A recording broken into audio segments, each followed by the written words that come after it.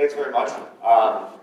So I'm, by way of background, I'm trained as an economist. I have a PhD in econometrics, actually from Wharton School. So Matthew and Peter Kelly are both colleagues of mine. And what I want to talk a little bit about today is workforce science and how companies are using workforce science, interesting insights about the workforce in order to keep people longer and to allow them to perform better. So we're going to move in sort of three steps. First, I want to just set the stage and talk about big data. We've all heard about it in the news. What is it? How is it really defined? Why now? The second is I want to help everyone understand what it is that drives workforce outcomes. So these outcomes we really care about is we want people to stay longer and we want them to perform better. And performance can be, we deal with hourly employee populations, so it can be transaction time, customer satisfaction, sales conversion, schedule adherence and absenteeism. All of those things are potentially at play. And third, we've dug into our massive data warehouse, and we've generated some fairly interesting and sometimes surprising findings about what keeps people longer and what allows them to perform better. Things around toxic employees, the effect of supervisors, weather, distance to work. So we've come up with enough of these little vignettes that I'm going to be sharing a lot of them with you. Again, some I think you'll be looking at me saying, yeah, I knew this, I don't need a PhD to figure this out, but some I think will surprise you a little bit. And so that's kind of the way we're going to move forward. So again, let me take 5 minutes to talk a little bit about what the big data is and why we should care. First, what is big data? And the answer is, we like to define it in terms of the 3 V's. So volume, variety, and velocity. When we're thinking about human resources, just in terms of volume, there's more and more data being created now than in the past. We now have data we can assimilate from human resource management systems, performance management systems, there's unstructured resume data, there's even data like LinkedIn and Twitter data that can be mined. Variety, as I mentioned, is coming from all different sources. Previously, it was essentially a single data warehouse. Now it's coming in from different sources, a variety of different ways. We have to create connectors to share that data and to make sure that all of those data silos are speaking to one another and speaking a common language. And then finally, velocity. We found databases typically used to be updated on monthly or weekly basis. Now new data is being generated not only every day, but oftentimes every hour, every minute, and every second. And again, Twitter, LinkedIn, all of these are good examples of data that's essentially flying in at record speeds. And so we need ways to be able to take that in and to use it, to integrate it with data we already have. The big data revolution. So for better or for worse, it's coming to the workforce. We've seen how big data has transformed the way that baseball teams evaluate talent. For example, everyone's heard of Moneyball. Financial service companies like American Express and others, they've been using big data for decades now to evaluate consumer credit risks and to determine how much credit to give consumers. Healthcare, still in its nascency, but previously in healthcare, if you came in with a certain type of symptoms, a certain set of symptoms, you get very different diagnoses by doctors. There are studies that found that women that were pregnant the rate with which they either had a natural childbirth or a cesarean section varied tenfold, right? It might be 7% in one hospital, it might be 70% cesarean sections in another. So now big data is being used to make sure that the same diagnosis is given to the same set of symptoms. And then on the workforce, we're finding this is the sort of early part of this wave where data on the workforce is being used to drive talent management decisions. So questions around how we train people, who we bring in, what raw talent we want, how we supervise them, who should supervise them, what shifts allow people to work better. All of these things are now being injected by data, and that's going to create opportunities for optimized decision making. Kind of facetiously, but I want to make the point that in my humble opinion, the HR dashboard is dead. All of us have seen dashboards that look like this, the odometers, red, yellow, green. It tells us how we're doing. So where are our applicants coming from? What are the attrition rates currently? How are people performing? What's missing from this is why, and essentially what can we do? So if we see that attrition is rising, that's wonderful, but it's not wonderful, it's bad news, but what can we do to fix that? That's something you typically don't get from the HR dashboards and business intelligence platforms that everyone has access to. And so where we see the industry going is towards a much more analytical approach to these problems. So when we're asking questions about attrition, we don't just care what is attrition right now, or even what is it likely to be in the future, but how can we make changes within the organization in order to drive down attrition and to keep people longer. Same is when we're looking at things like customer experience and net promoter. Everyone will know, especially mobile telecom operators, they all know with a high level of precision what their customer satisfaction levels are. And again, that's wonderful. But what we care about is how can we provide a better customer experience? How can we provide a 1, 2, or 3% lift in customer experience that's going to keep people longer, that's going to allow them to stay longer and be happier with the service that they're being provided.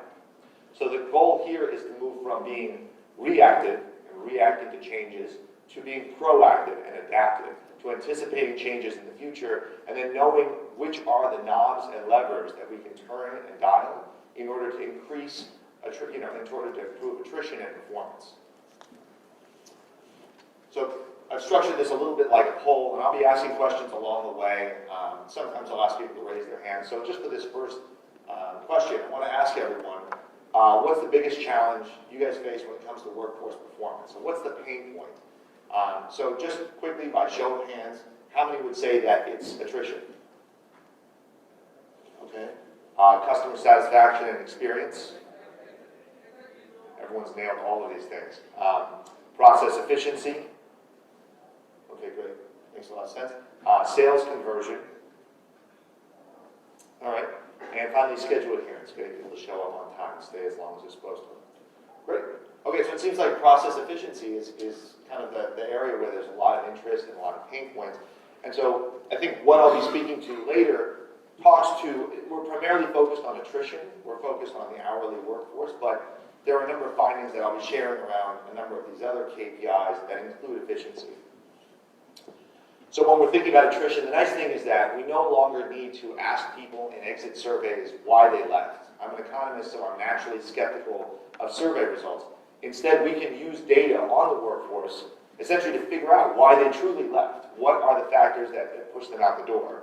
So when we're thinking about the drivers of attrition, this is an example, and I'll show you a little bit more detailed one in a second, but we can break it down. We can figure out what proportion of attrition is attributable to someone's supervisor, how much of attrition is driven by their line of business, the nature of the work, the job title and their role, and or their location. Same with when we're looking at the other side of the coin. Let's say we're interested in customer satisfaction and experience, which is a metric that a lot of our clients are interested in.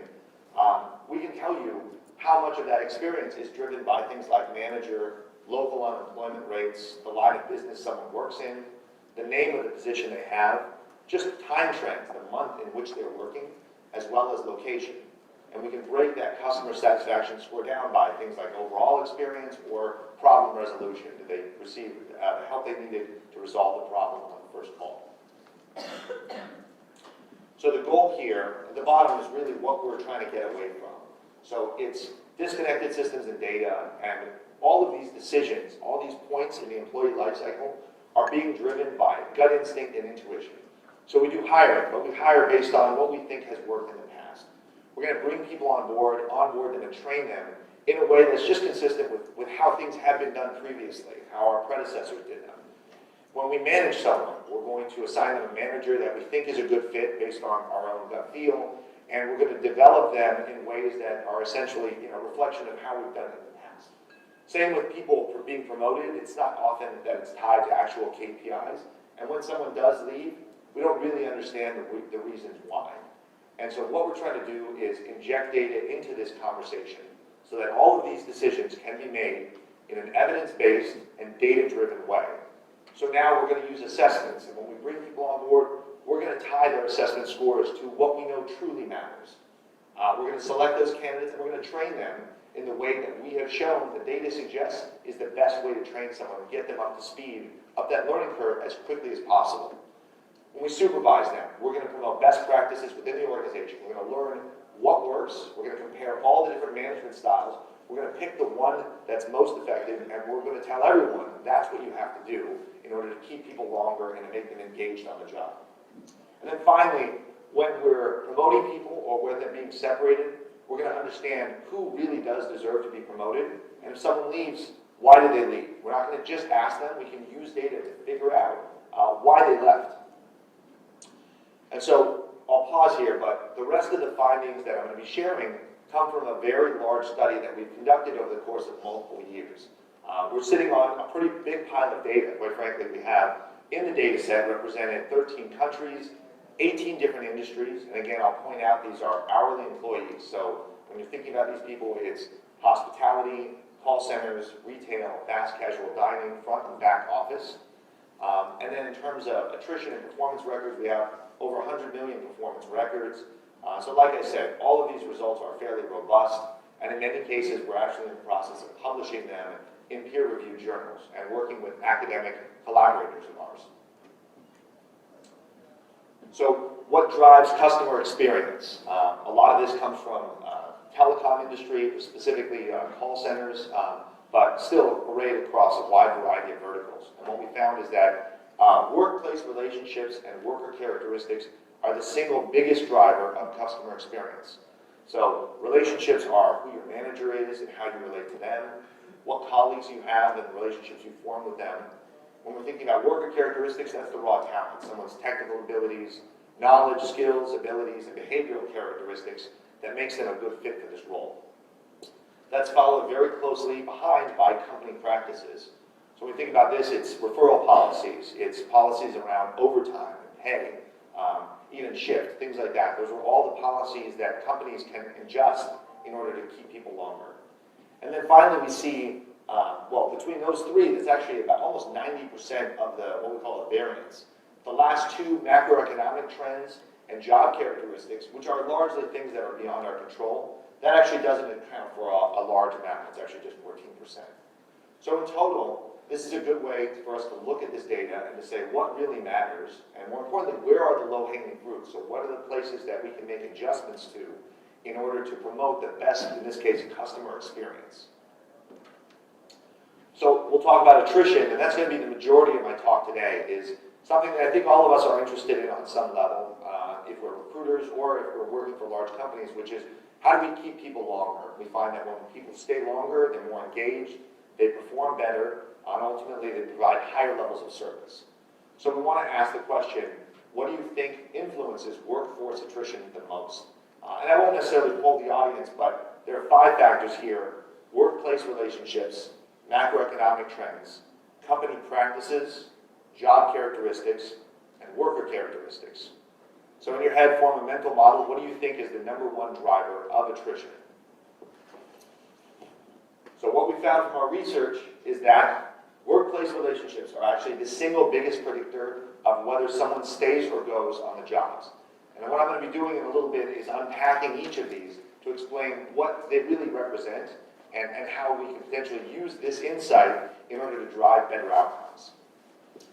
Second is macroeconomic trends. So no surprise, when unemployment rates go down, people see opportunities to go elsewhere, and so voluntary attrition tends to go up. Same with things like local wage rates and a variety of other factors. We're even looking at things like walkability scores and distance to work. Company practices. So these are things like overtime policies, shift, wages, referral policies. The good news is these are things that are within our company's controls, and ultimately these are things that drive attrition. Job characteristics. So this is the nature of the work itself. Are we in a frontline position? Are we back office? Are we doing customer service work or technical support? Are we doing sales work? Just the nature of the job is ultimately going to have a certain amount of a certain baseline attrition rate that's built in.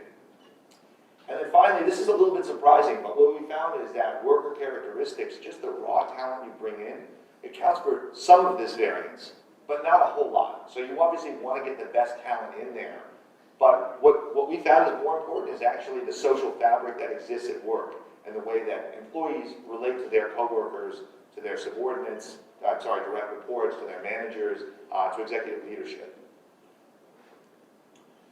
So what I want to do is I'm going to take each of these 5 buckets, and I want to spend a little time with each one and unpack it and try to explain what I mean and then some of the interesting insight we've generated. And I'll try to leave a little bit of time at the end for questions, although I know lunch is just on the back end here, so hopefully I won't cut into that at all. Workplace relationships. This is no surprise to most people, but your manager is a stronger predictor of whether you stay or leave in a job than essentially everything else combined. When we've done this work, and we've actually collaborated with researchers at Yale and the Wharton School, we found that the best managers are 5 to 6 times better at keeping their employees than those that struggle. So this is a huge piece of the pie. This has been corroborated by industrial organizational psychologists as well as some recent studies in the econometrics world. But just a case in point to give you a sense of the size of these effects, when we talk about a large company of 25,000 employees, and we look at, probably about 1,000 managers spread out across those employees, you can achieve $2 million in savings simply by up-leveling the 4th tier of managers to the 3rd tier. So we're not talking about turning everyone to Superman. We're just talking about taking the Michael Scotts of the world from the office and making them slightly less bad. And so this is huge. These are actual savings that hit the P&L and ultimately are valuable to our clients like ourselves. So naturally, the next question that arises is, okay, this is good. We know managers matter. What should we do? What sort of managers do we want in these settings? And so we have another poll question. We ask, well, do you agree or disagree? I want my managers to be innovative and creative. So you can form an opinion in your mind. What we found from the studies that we've done is that what you really want in a manager is consistency. You want someone that's actually able to toe the company line and kind of stick to policy on a day-to-day basis. Innovativeness and creativity is actually not necessarily a good thing when you're looking for someone who's a supervisor. We found, not surprisingly, higher scores on leadership and teaching ability. Those are strong predictors of performance. Again, not a shock there. Multitasking is a negative thing. And so the example I give, not to call him out, but I had a former boss who, when I'd sit down with him, he'd be checking his iPad, his iPhone, his computer, and writing memos, all while we were having a one-on-one. It was incredibly distracting, and shockingly, that doesn't make someone a strong supervisor. You kind of want that attention, someone who can stay focused and get the job done. And the other thing is adaptability. So we know that we exist in worlds where business conditions can change very rapidly. We need someone that is comfortable in that sort of environment, that can make changes and shifts in decision-making that reflect their external environment. Something that we're actually about to publish and release, and this is really interesting and exciting, is toxic employees. It's a little bit of a negative topic, but when we've dug into our massive troves of data, we found that 3 to 5% of employees are terminated for sexual harassment, drug and alcohol abuse, misconduct, fraud, falsification of documents, failed background checks, things of that nature. We've got a few interesting things about these people. First, when we ask them at the point of application about certain behavioral characteristics, like, for example, their likeliness to follow rules, what we found is that these people tend not to be incredibly forthright about how much they are rule followers. So if you ask someone, hey, do you follow the rules? Shockingly, toxic employees tend to lie about that. So, we've learned a little bit, and I'll talk a little later about honesty and things like that in the workplace. But instead, we found that there are constructs that are better measures and predictors of if someone's going to be asked to leave for one of these reasons. Things like service orientation, whether they're very much inclined to make clients and customers happy, and attendance and dependability. These people tend not to be very reliable. And so you can get at constructs like this in the assessment at the point of application, and ideally try to ensure that they don't join the workforce. Unfortunately, what we found is that toxic employees not only pose a serious risk to the organization, but they hurt everyone around them. So we found that when they are on a team, that everyone on that team, their performance tends to suffer, and people are 10 times more likely to leave the company because that person is on the team. Again, no surprise, but in terms of magnitudes, we found in our assessment when we can achieve 20 to 30% increases in tenure, that's a huge win. We throw off the mission accomplished banner. In this case, we're talking about 1,000%. So this is huge, and these are things that we need to think about as we're doing hiring, looking out for people that show those red flags and ensuring that they don't join the workforce. Okay, macroeconomic trends. So unfortunately, a lot of these things are somewhat beyond the control once we decide to locate somewhere. But there are some things that we can do in order to promote the best sites and locations for a given line of business. So to start, a little bit of good news, bad news. Good news is that the economy is improving, and it has been for the better part of the last 5-6 years. The bad news is that that means voluntary attrition is going up, and it's likely to continue going up for some time. What we found is that when the economy gets better, people see that there are more options out there. They tend to leave their jobs more voluntarily. So what we're expecting based on projections is that there's going to be an uptick in voluntary attrition as much as 25%. And so we tell this to clients and customers of ours not to scare them, but to ensure that they're able to anticipate this and make adaptive changes so that they can keep their people longer. So for a company with, say, 50,000 employees, the increase in attrition that we're expecting can cost something as much as $22 million. So these are not small dollars. This is non-trivial amounts. What's more is that that effect isn't linear. So if we break down unemployment rates by state level rates, we found that there are kind of jumps in changes in attrition that a company changes in unemployment rates. So it's not a sort of steady income where for every 1% improvement in the unemployment rate, your turnover increases 5%. We find that there are certain points that trigger kind of massive action. And so those are things we want to be cognizant of when we're projecting out what our attrition and turnover is likely to look like in the future. So weather, this isn't quite macroeconomic, but these are things beyond our control that are kind of outside in our environment. Weather can have a positive or negative impact on performance. So first, this is not surprising, but inclement weather tends to produce worse schedule adherence and absenteeism. Shockingly, when the weather gets worse, snow, rain, whatever the case may be, people tend not to show up to work, and they tend not to stay the amount of time that they're supposed to. But what's interesting is that when we look at something like productivity, so how productive people are in these roles, we find that productivity actually drops when there's snow, rain, lightning. Customer satisfaction is better in colder temperatures. So we found in areas that tend to be colder, have a sort of a colder temperature, we found higher customer satisfaction levels. And the flip side of that is sales conversion tends to be better in warmer temperatures. So this, you can ask the question, what do we do with this? And I actually had someone on a call say, well, obviously, if I have a bunch of sales reps, I'm going to crank up the temperature in the office. I'm going to turn off the AC, and I'm just going to let them fly. And that's not the answer, but if you are thinking about where to locate a site, you might want to consider weather as one factor. Customer satisfaction is better when it's cold. Sales conversion is better when it's warm. Again, drawing on hundreds of millions of performance records to generate these insights. Okay, so another poll question. When it comes to keeping workers on the job, what matters more? Distance to work or proximity to area amenities? So what we found from our research is that distance to work does matter, but what matters more is something called a walkability score. So this score is a 1 to 100 score that represents the extent to which near a given site there are dry cleaners, convenience stores, grocery stores, restaurants, things you can do during your lunch hour.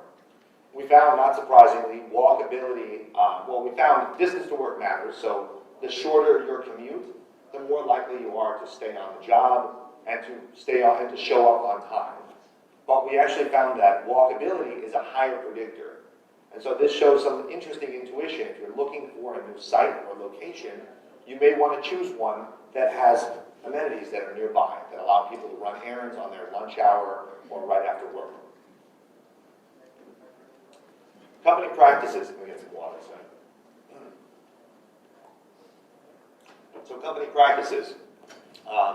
These are things that are largely in our control. When we're looking at things like overtime, referral policies, wages, someone's shift, these are all kind of those knobs and levers that we can tweak in order to try to keep people longer and allow them to perform better.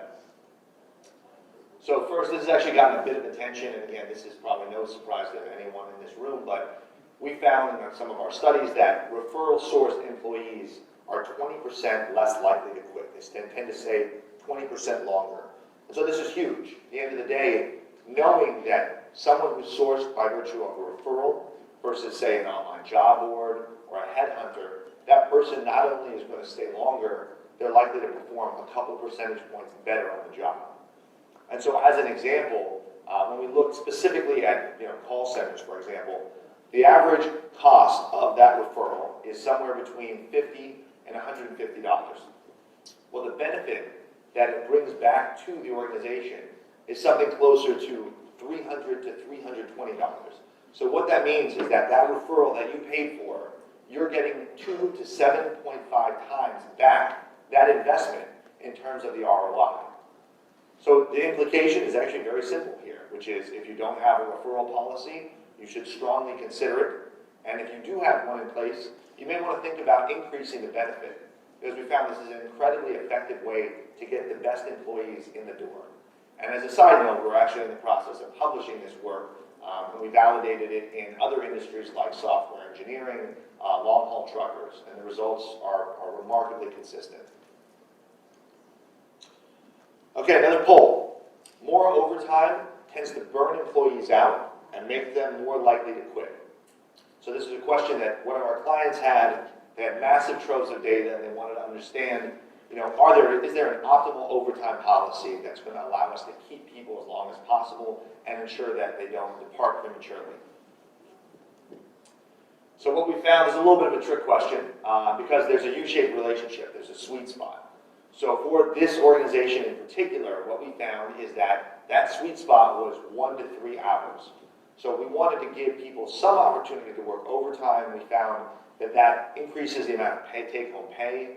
It somewhat increases engagement, so people get a little more engaged on the job. But there's a limit. After a certain number of hours, people do tend to get burnt out, and they tend to leave more quickly if they've been working a lot of overtime. What's also interesting is that this overtime works better when it's tacked on to existing shifts as opposed to when it's working an entirely new day. So asking someone to come in on Saturday, want to think about that because, again, that's likely to have ramifications. But the nice thing about this is that we're able to deliver insights like this to that client, and they can tweak their policies. What they've done is they've said that we encourage overtime. We think this is a good thing. We want to give people opportunities to work overtime. But guess what? If you go past 3 hours, you need to talk to your manager and get some approval. And as a result, they're actually in the process of making these changes and seeing dramatic changes in their attrition rates just by virtue of this one policy that they decided to tweak. Job characteristics. So essentially the nature of the work itself, the sort of work that people are doing. Again, we know these things matter. First off, wages. We always get questions about this. Well, if I want people to stay longer, do I just increase wages? It seems like it's very simple. The answer is, yep, that'll work. No question, wages matter. And people stay longer if their wages increase. But the effect isn't as big as you would think. So what we found is that for a 100% increase in salary, if you literally double someone's salary, you're going to see a 52% reduction in quitting behavior. It's pretty big, but it's not a one-for-one offset. It's kind of a 1 percentage point for a half a percentage point. And what's more is that there's a halo effect over and above that higher level of wage. There's a halo effect that comes from receiving the wage. We call it sort of the warm fuzzy effect, right? You got a raise, everyone feels good about that. What's interesting is that that effect lasts longer than a week, but not as long as a month. So very quickly, people kind of get back to their original level of what we call a utility in sort of economist terms, and they're no longer as grateful. And so what we tell people is, this is a quick fix. If you want to keep people longer, give them raises, but it's stronger in the short term than in the long term. And when you consider the cost of a wage increase, we think there are far more cost-effective ways to keep people on the job. As I mentioned, referrals keep people 20% longer.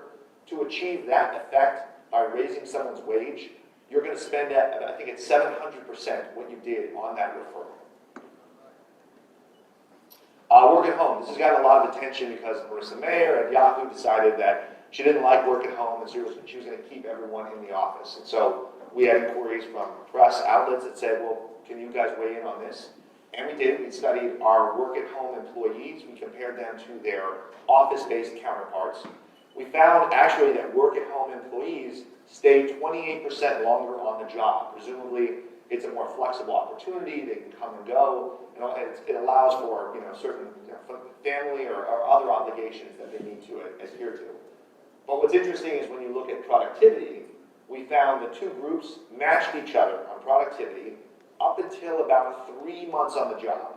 After that point, we actually found the work-at-home employees, their productivity dropped a little bit, whereas non-work-at-home employees, they continued improving throughout the life cycle.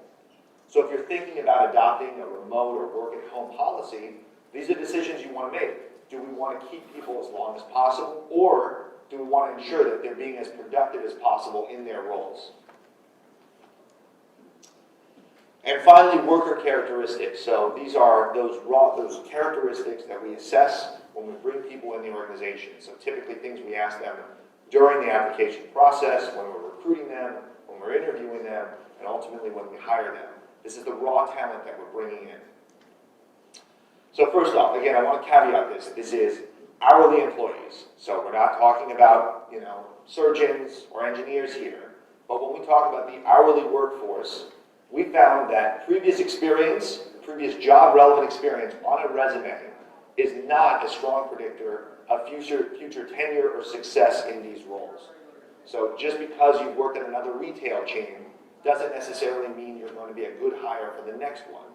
And part of that is that even if someone has that listing on their resume, maybe they know what the job entails, but we don't know how well they did necessarily, and we don't know if they were a good fit or even why they left, if they were dismissed or they decided to walk off the job. So we've gotten a lot of attention around this insight, looking at work history. So setting aside experience, job relevant experience at least, what about the number of jobs that someone has had in the recent past, say 5 years? And what we do is we've looked at people that have had 6 or more jobs, we looked at people that had no jobs, and then people in the middle with a traditional work history. And what we found is that job hoppers and long-term unemployed didn't stay any less amount of time, and they performed no worse than people with more traditional work histories. This kind of flies in the face of what we hear from recruiters. We know from the literature that recruiters spend an average of 7 seconds reviewing a resume. And what do they look for? They look for work relevant experience, and they look for work history. And so we've actually really done our best to get this insight out because we think it's interesting and it unfairly penalizes long-term unemployed individuals.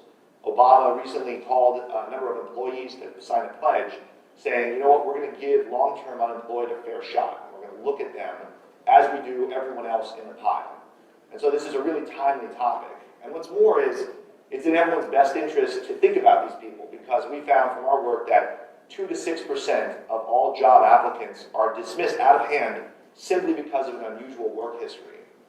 Well, if I told you you could automatically increase your sourcing by 2 to 6% without doing anything at all or spending a dime, would you do it? I think most would. Technical abilities. So again, focusing on the hourly workforce, but when we think about someone's proficiency with a computer, their typing scores, how well they can navigate either a PC or a Mac, we've often gotten the question, do we want people that are technical even if they're not doing a technical role? So an employee's technical abilities are important to all job roles, to some job roles, or they're not important at all. What we found is that they absolutely matter and they can predict success in virtually every role.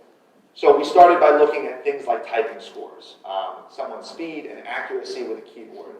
We also asked them quiz questions about how comfortable they feel with PC or Mac, what's the shortcut for copying and pasting text. All of those are predictors of how long someone stays and how they perform. What's an interesting one that we recently did and we released is talking about someone's browser. So this is one of those latent signs where when someone logs into the platform, they leave a signature, and that signature captures their browser they use to access the platform. We thought this was interesting data. We don't use it in the assessment to score someone. We said, well, what if we look at browser usage? And what we found is that users of Chrome and Firefox stay on the job longer and perform better than users of Internet Explorer or Safari. This is about the point when everyone looks at their computer and realizes what they use and either loves or hates me. But what's interesting is that this doesn't mean that you should go to your job site and say, everybody, install Chrome on your computer. This is going to change your lives. What this is someone who's taken the time to install Chrome, a non-default browser, has shown that they've weighed out the alternatives, they're somewhat informed consumer, and they recognize that there's a browser out there that makes them more productive. And so that action in and of itself tells us something about the job applicant. And again, we don't use this, I want to be clear, we're not using this in our application to score applicants, but it's interesting insight that potentially our clients or folks we work with could use.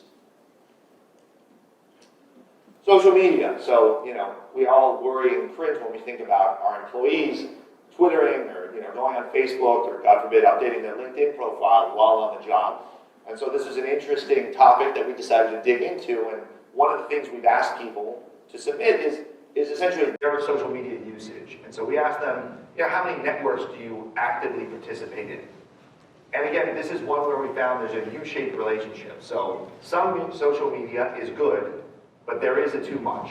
So we found that employees that use 1 to 4 social media networks are indeed better. They stay longer and they perform slightly better. However, once you get to something like 5 or more, those people tend to be worse. And we see a precipitous drop-off in terms of how long they stay on the job. Likewise, these are technology-enabled and very interactive roles that we typically look at. So if you have someone who's not on any social networks at all and has no idea what Facebook is, that's something to be a little bit cautious of, because ultimately someone being engaged online and social is a predictor of success in a variety of different roles. So we want people who are connecting online. Honesty. So this was a lesson learned for us. I mentioned earlier when I was talking about the toxic employee work, we naively started off by asking people, think questions like, I like to follow the rules, or I like new experiences and meeting new people. And people saw quickly through those questions and they realized, okay, clearly they want to hear I follow the rules. And what we found is that people more likely to endorse those response options were actually 67% more likely to be terminated for policy violations. So lesson learned, people tend not to be honest when you ask them, are you honest? So we went back to the drawing board and we said, all right, how are we going to get at this? Because things like schedule adherence and policy adherence are really important to clients of ours. And so we came up with a clever test, which is up front in the application on page 1, we said, how good are you with a keyboard and mouse? What's your typing proficiency and skill level? Things like that. Just, can you self-assess yourself? Well, guess what? Once they answered those questions and moved forward in the application, a few pages later, we tested them. We gave them a typing test. We asked them, what's the shortcut for copying and pasting text in a word processor? What's the unique name of every address that's given to a computer on the internet? And when you compare their self-reported technical proficiency to what we thought was actually their technical proficiency, there were 2 groups that fell out. There were people that were relatively honest. They said, I'm a pretty decent typist, and they type 30 words a minute, things like that. And then there was a group of people that said, I am a whiz at computers, I can type 100 words a minute, and then when we actually assessed them, they didn't know what a mouse was. And so what we did is we found those 2 groups and we divided them up, and then we compared them. And we found that those honest people I described, those people stayed on the job longer, they performed better in virtually every key performance indicator except for one. And that one was sales conversion. So I'll let you guys make your own joke about that. So with that, I want to leave a couple minutes for any questions. I know some of this stuff is a little bit interesting and surprising, but I'm happy to open it up and answer questions you guys may have. Yep. Sorry, you said you were going to publish some of this research. Mm-hmm. How do we kind of make sure we get it when it comes out? Because I'd love to read this in a bit more depth. Yeah. No, my pleasure. Well, I will say this. We have, if you go, not to plug Evolv, but we've started a blog. So on our website, we have a link to our blog, and this is stuff that we're blogging about on a regular basis. So we're releasing these on almost a weekly basis now because we have a pretty good pipeline. There is, of course, the Twitter feed, so you can follow us on Twitter. We'll certainly let people know when we release this insight. And then my contact info is there, so I'm happy to, I have a small distribution list, and I'm happy to share that insight when we publish it. So all of those are ways to continue consuming this information. And then, of course, we like to believe that we're pretty out there in terms of the press, and so if you're following the press and you're getting stories like this, you'll probably stumble across some of our work, like long-term unemployed. We recently released released that to Bloomberg. Yeah. Earlier on, you said that managers you talked about motivation and people that are innovative might not score as high in the management end because they're too busy doing other things. Mm-hmm. And so the question is, the buzz of the day is companies want to be innovative, they want new things, they want new ideas, and they hire managers for new ideas. So what does it suggest? That you need managers to keep the ship running and you hire creative, innovative employees under them? How do you marry the two? Because what we're seeing is you need to be all things to all people, and your data seems to go against that may not be the best manager. Sure. So that's a great point. I want to caveat it by saying these are largely hourly employee positions, so retail, fast casual dining, hospitality. They're areas, I don't want to say creativity isn't important, but probably less important there than if we're looking for someone who's a consultant or who's been doing even finance work or things like that. So that's one thing to keep in mind, is that it is a little bit of a self-selected population. But I think to your point, look, I think there's a balance to be achieved. So on one hand, if someone's a manager, you do want someone that can be very consistent and kind of act like a rock for their employees. On the other hand, if what they're doing is managing people in a capacity where they need to be creative, like a design team, then that's one of those trade-offs that you need to make, is potentially if you want someone that's in the middle, more on one side or the other. I think that's a great point. You shouldn't, the goal here isn't to look at this and say, okay, I want someone that doesn't have a creative bone in their body, like you can always, because that would be taking it to its extreme. Yeah? Have you done any analytics on span control or any implications from HR? What was the first thing you said then? Span control, any implications? Not as much, which is unfortunate because given this huge effect that we've seen on manager and leadership, that would be the next sort of logical conclusion. So, we're constantly kind of probing and trying new things and looking at new data, but I'll be honest, that's something we haven't quite dug into yet, and that's probably the next nut to crack.